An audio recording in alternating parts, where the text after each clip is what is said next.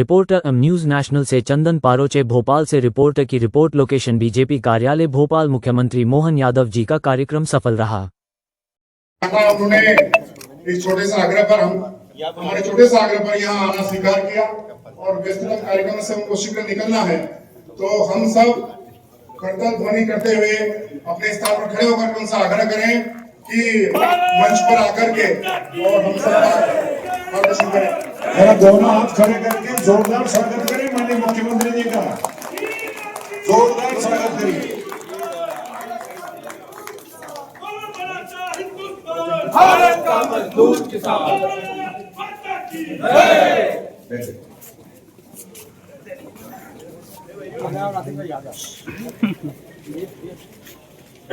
राम जी कार्यशाला के आज के शुभारंभ के अवसर पर हमारे यशस्वी प्रदेश अध्यक्ष माननीय हेमंत खंडेलवाल जी, जोरदार अभिनंदन करें माननीय हेमंत जी खंडेलवाल का। इस अवसर पर संगठन महामंत्री माननीय गीतानंद जी शर्मा जो लगातार हमारे बीच संगठन के काम को प्रोत्साहन देते रहते, हमारे बीच जीवंतता बनाए रखते हैं। हमारे महामंत्री राहुल कोठारी जी, आपका भी स्वागत अभिनंदन। हमारे वरिष्ठ नेता राज्यसभा सांसद माननीय बंसीलाल गुर्जर साहब, आपका भी स्वागत अभिनंदन। माननीय मनीषा सिंह जी, आपका भी अभिनंदन। हमारे सांसद बंटी भाई साहू जी का भी अभिनंदन। इस अवसर पर आशीष जी मीडिया प्रभारी, आपका स्वागत अभिनंदन और आप सबका वंदन अभिनंदन। स्वयं का स्वामी विवेकानंद जयंती और अद्भुत संयोग कई प्रकार से हमारे लिए आज जिस कार्यशाला की नम्रता हम यहाँ इकट्ठा हुए हैं, ये सच में विवेकानंद की जयंती को सार्थक करने वाला दिन भी इस कार्यशाला के साथ। जब हम अपने देश की, प्रदेश की और अपनी सनातन संस्कृति की विशेषताओं की तरफ देखते हैं, तो आदिकाल से ग्रामोदय से अभ्युदय की तरफ चलने वाले इस विरासत से विकास के पर्वों को लेकर के यशस्वी प्रधानमंत्री ने अपने लोकतंत्र के अंदर सच्चे अर्थों में राजनीति करने की दिशा क्या होना चाहिए और राजनीति में हमारी भावनाओं के साथ अतीत के गौरवशाली मापदंडों एक तरफ बाकी लोग लोक भवन राजनीति के आधार पर, वोटों की राजनीति के बलबूते पर, ये इन प्रकार सत्ता के आधार पर व्यवस्थाओं में वो केवल सत्ता आधारित भाव के आधार पर चलते हैं।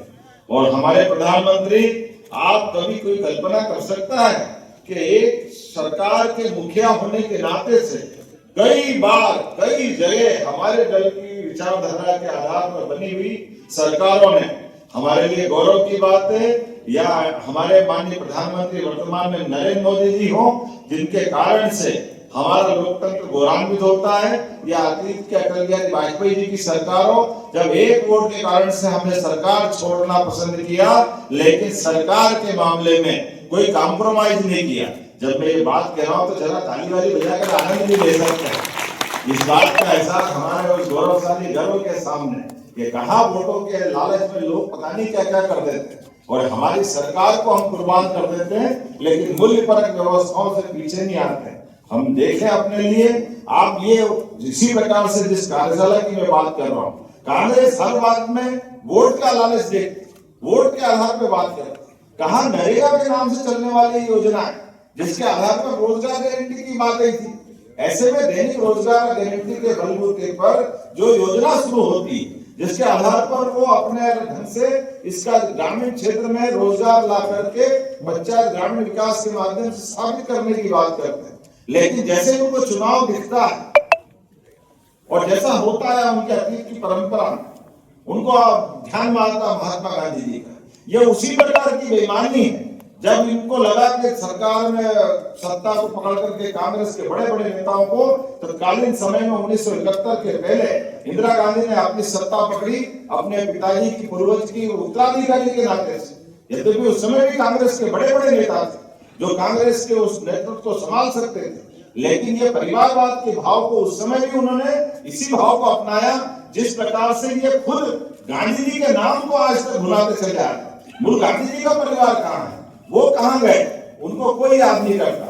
आज ये उसी प्रकार के भाव से केवल गांधी सर ने उनको, इंदिरा जी की विवाह हुआ, चूंकि इनका विवाह अंतरजाति था, अंतरजाति होने कारण से सरनेम क्या बने, तो महात्मा गांधी जी ने सहजता से गांधी नाम दिया। लेकिन उस गांधी नाम के आधार पर पूरे देश और दुनिया के सामने महात्मा गांधी जी की विरासत के सच्चे उत्तराधिकारी बनने का ढोंग करते हैं। वाकई ये ढोंग ही है, लेकिन असलियत नहीं, हकीकत नहीं। उसी प्रकार से नरेगा का नाम बदल करके अगर हमने देखा कि कांग्रेस ने इस नरेगा को महात्मा गांधी से जोड़ करके और ये कह दिया कि महात्मा गांधी जी के नाम पर ये योजना थी, ये झूठ बोलने का जो अभियान चलाया कांग्रेस ने, इसकी कीमत कांग्रेस चुकाएगी। और इसीलिए यशस्वी प्रधानमंत्री ने, और पता नहीं क्या होता कांग्रेस को, जहां राम जी का नाम आया इनको बुखार चढ़ जाता, भगवान जाने क्या होता। जब भी भगवान राम का मुद्दा आता ये पता नहीं क्या ये लाल पीले हो जाते हैं। और उसका प्रमाण भी है, भगवान राम के संदर्भ में जब सुप्रीम कोर्ट में मुकदमा चला, हाई कोर्ट में मुकदमा चला, तब भी इनके अपने राष्ट्रीय महामंत्री चाहे कपिल सिब्बल हो या बड़े बड़े नेता, सबने हाई कोर्ट के अंदर शपथ पत्र के साथ कहा कि राम जी ये किसने देखे, कौन सा उनका प्रमाण है। ये उस बेशर्मी से तब भी बाज नहीं आते जब सुप्रीम कोर्ट निर्णय कर देती है। अब सुप्रीम कोर्ट से बड़ा तो कोई नहीं है।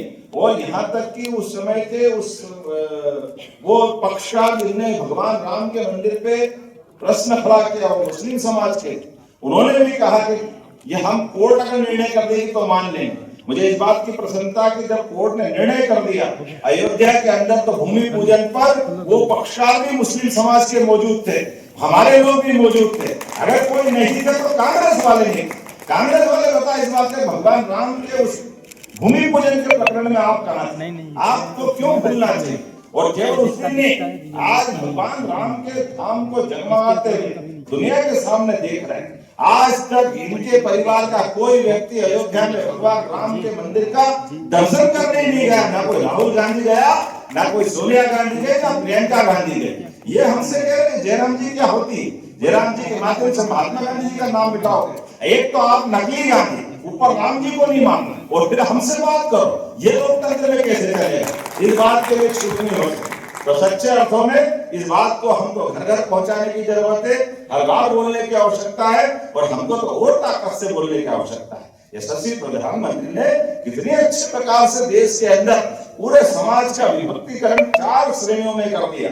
वो 4 बात में सारी बात है। ऐसा लगता है कि चारों दिशाओं का प्रताप या चारों प्रकार से जैसा देखते हैं, हमको इतना आनंद आया कि आज बताइए युवा, महिला, गरीब, किसान, इन चारों के अंदर तो पूरा देश समाहित हो जाता है। इसके बाहर क्या है, इसी के अंदर है। ऐसे में हमने तो एक बार युवाओं को और गरीबों के रोजगार के लिए पिछला वर्ष रोजगार का मनाया था, उसके पहले महिला का नारी के रूप में एक वर्ष मनाया, और इस वर्ष हम किसानों के लिए मना रहे हैं। तो जयराम जी का आनंद तो और आना चाहिए, आना चाहिए कि नहीं आना चाहिए। आपके सबके माध्यम से जयराम जी के आधार पर ग्रामोदय से अभ्युदय की भावना के बलबूते पर किसानों की समृद्धि को लेकर भारतीय जनता पार्टी का झंडा तले हम सब कार्यकर्ता जगह जगह जाएंगे, और किसानों के कल्याण की कल्याणकारी योजनाओं के लिए शासन की योजना, चाहे स्टेट गवर्नमेंट की हो चाहे केंद्र सरकार की हो, सभी योजनाओं को नीचे जमीन तक उतार करके जो जो सुधार किए वो सारे सुधार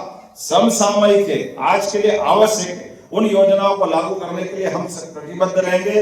मैं विनम्रता के साथ माननीय अध्यक्ष का धन्यवाद दूंगा, माननीय हितानंद जी का धन्यवाद दूंगा, जो मुझे यहाँ के बाद स्टार्टअप के कार्यक्रम में जाना है, उसके बाद मुझे और अन्य कार्यक्रम में जाना, तो उन्होंने कहा कि आप अपने इस विषय की शुरुआत कराते निकल जाना, बाकी कार्यक्रम हमारा सामान्य रूप से चलता रहेगा।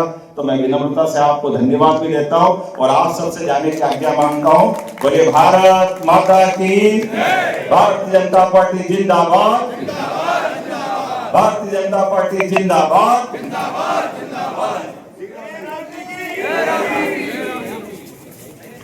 भारत माता की, भारत माता की।